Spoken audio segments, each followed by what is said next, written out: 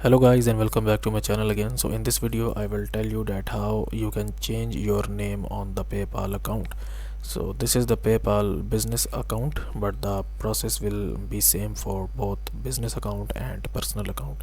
So first of all, make sure that you are logged into your PayPal account, and then you just have to click on your name here, and then you will click on profile settings, and then you have to click on this personal information here, and on the top you will see this name field. You will just click on change, and uh, let us know why you are changing